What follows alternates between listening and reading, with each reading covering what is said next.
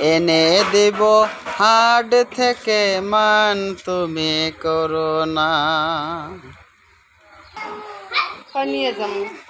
তুমি মাছ নিয়ে যাবেন? কোন মাছ মা? কোনটা কোনটা?